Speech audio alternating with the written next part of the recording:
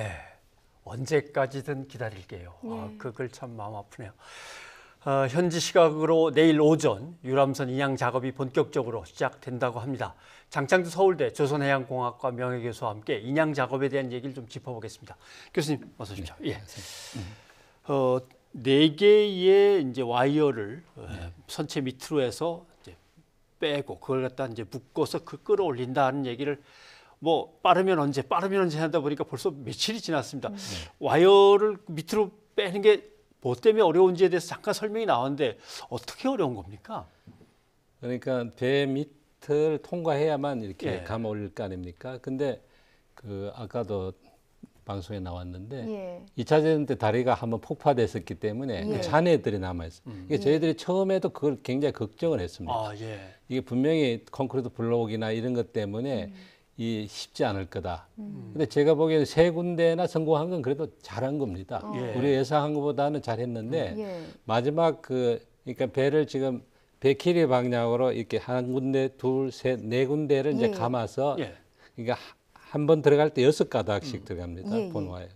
그래서 이렇게 드는데 1번 선미 쪽에서 1번, 2번째의 그 와이어가 이제 본 와이어가 통과가 안 되는 겁니다. 그러니까 아마 이제 유도 파이프를 놓고 그 속을 통해서 10mm짜리 와이어, 유도 와이어는 통과가 됐는데 거기에 다시 고리를 연결해서 20mm짜리 굵은 로프의 6가닥을 통과시켜야 되니까 이게 이제 그 처음에 그 유도 와이어까지는 그 아마 콘크리트 블록의 그 사이를 잘 통과를 했는데 그 사이에 암석이 있다든지 이렇게 되면 그 틈새가 좁으면 이게 아무리 당겨도 안 나오는 거죠. 그러니까 오늘 벌써 아침부터 시작했으니까 벌써 끝났으라 생각하는데 안 되는 거 아닙니까? 그러면 다른 방법을 강구해야 됩니다.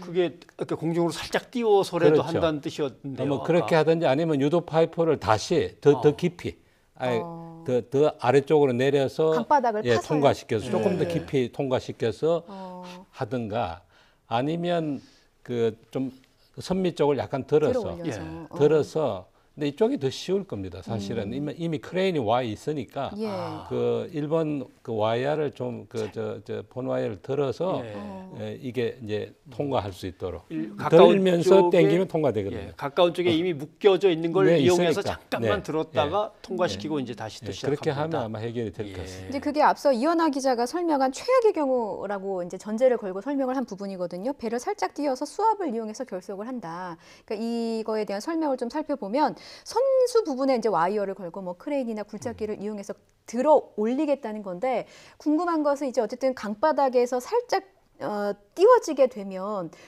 이제 유속의 영향도 받을 것이고 여러 가지 영향도 있을 것인데 혹시 선체 훼손 가능성은 없을까요? 뭐 전혀 없다고 말할 수는 없지만 이제 바닥에 대고 있기 때문에 대고 있는 상태에서 들면은 나머지 닿아 있는 부분들이 하중을 분담을 해주기 때문에 그렇게 뭐 크게 파손될 염려는 없고 조금만 들면 되니까요. 그래서 그 통과시키기 위해서만 살짝만 들어주면 살짝만 들어주고 그 당기면 나가는데 문제는 이제 지금 잠수사가 한가리나 한 명씩 작업을 한다니까 그래서 또 작업이 어려운 것 같습니다. 안전 때문에 그런지 이 협업을 못 하지 않습니까? 글쎄요. 그냥 우르르 들어가서 빨리빨리 서로 당겨주면 좋을 것 같은데 하나 들어갔다 나오고 하나 들어갔다 나오고 근데 앞이 잘 안 보이는 그 시계가 없는 상황에서 협조 작업은 쉽진 않겠죠. 어려운 작업이죠. 저는 뭐 3가닥이 들어갔다는 것만 해도 큰 성공이라고 봅니다. 그런데 나머지 하나가 지금 난관에 봉착했는데 그냥 당겨서는 안 될 겁니다. 이미 걸렸기 때문에 살짝 들어서 통과시키는 아마 대책을 아마 써야 될 것 같습니다. 지금 뭐 현재 시간으로 오후 1시 정도니까요. 현지 진행 작업 상황을 보고서 또 저희가 새로운 속보가 들어오면 전해드리도록 하겠습니다. 그러니까 헝가리 당국의 말에 따르면 이제 와이어 결속 작업을 다 마치게 된다면 현재 시간으로 내일 오전에 인양할 수 있을 것이다라고 얘기를 했거든요. 근데 저희 생각으로는 이제 작업을 다 맞추면 그냥 인양해도 될 것 같은데 어떤 점검이 더 필요하길래 시점을 내일로 잡은 것인지 이 부분도 궁금합니다. 우선 이제 와이어가 통과 안 됐기 때문에 그 이상 진척이 안 되는 거죠. 근데 그걸 다 이제 와이어를 결속했다 하더라도 들어 올릴 때 좀 주의해야 될 것이 지금 보니까 4군데 이렇게 와이어를 매지 않았습니까? 근데 앞에 그 2가닥, 뒤에 2가닥을 이렇게 결속을 해서 거기에서 다시 마지막 그 한 가닥으로 묶어서 크레인 후크에 거는 방식으로 되어 있거든요. 그렇기 때문에 크레인이 약간 그 구형입니다. 우리 조선소에서 쓰는 이 선박의 중량물을 회전시키고 하는 이런 크레인들은 이게 얼마든지 회전시키고 거는 데가 여러 군데 있고 이게 로프의 장력을 조절하면서 이 회전도 가능한데 지금 완전히 그러니까 하나로 딱 찝는 스타일이기 때문에 그 부분이 만약에 중심이 안 맞다면요. 그러니까 마지막 크레인 후크하는 그 지점하고 배에 그 물이 담긴 채 배의 모든 무게의 중심이 일직선상에 오지 않으면 그러면 그 수직선을 봐서 일직선상에 오지 않으면 이 배가 중심의 위치에서 딱 들면 들리는데 약간만 전후로 이렇게 편심이 있으면 이 배가 이렇게 기우네요. 소위 트림이라는데 뒤로 기울든지 앞으로 기울 수밖에 없습니다. 그래서 그 중심을 찾기가 아마 쉽지 않을 건데 그 작업을 아마 처음에 몇 번 들어볼 겁니다. 이렇게 들어보면서 아마 이 조정을 해야 되는데 지금 방식에서는 각 그 로프에 소위 그 장력을 개척할 수 있는 시스템 같지가 않거든요. 그러니까 상당히 그런 면에서 조심스러운 겁니다. 그러니까 이제 로프를 이제 여러 개를 매서 딱 들었을 때 이 로프에는 몇 킬로가 걸려 있고 이렇게 하면 금방 계산이 나오는데 지금 눈대중으로만 해야 되는 거네요. 지금 방식은 좀 그런 것 같지는 않습니다. 그러니까 훨씬 더 그 좀 어려운 거죠. 장비가 최신 장비가 아니라서. 그래서 아마 그 중심하고 맞추는 것 그거 때문에 몇 번 이렇게 들어보면서 이렇게 조정을 해야 될 것 같고요. 그럼 들어봐서 한쪽으로 기운다 그러면 놓고 다시 또 로프를 와이어를 또 작업을 해야 되나요? 사실 그래야만 바로 서는데 이제 한 가지 방법은 배 자체가 기울면서 이게 균형을 잡아줍니다. 그러면 이렇게 기운 상태에 있긴 하지만 그 들리긴 하죠. 기운 상 또는 이렇게 기울지도 모르겠습니다. 그래서 그 배가 이제 자세를 이렇게 기울이면서 균형을 잡아줍니다. 그러면 이제 문제는 수평은 안 되는 거죠. 수평은 아니지만 들어 올릴 때. 또 하나의 이제 문제가 배가 지금 옆으로 누워 있지 않습니까? 이것도 좀 문제입니다. 이 부분도 이거를 수중에서 바로 세우기도 그렇고 지금 장비로는 그게 쉽지 않을 것 같은데 한 가지 방법은 있긴 있는 것 같은데요. 약간 편심을 주어서 거는 겁니다. 그게 정확히 지금 어떤 겁니까? 4개 줄을 이렇게 하는데 이렇게 감았지 않습니까? 그거를 배 중앙에 한가운데를 들지 않고 약간 편심되게 들면요. 그러면 이렇게 세우는 그 모멘트가 작용하니까 이렇게 세우면서 들어서 올리면 바지 위에 안착할 때도 이제 바로 안착시킬 수는 있어요. 말하자면 한쪽에 약간 치우치게 들면 이렇게 돌아가니까요. 그러니까 배의 밑바닥이 아닌 갑판 쪽으로 더 옮겨서 거기서 이렇게 들어 올리면서 전체를 이렇게 로프를 감았지 않습니까? 원래는 이제 정상적으로 한 중앙에 딱 중앙이 폭의 아니라. 중앙에 들면 이렇게 들리는데 이걸 이제 이렇게 기울이고 싶으면 약간 이쪽으로 치우치게 이쪽 줄은 짧게 이쪽 줄은 길게 해서 후크를 겁니다. 그러면 이게 이렇게 될 수밖에 없죠. 그래서 그런데 이거는 감으로 해야 되기 때문에 지금 개척 장비가 있는 것 같지가 않아요.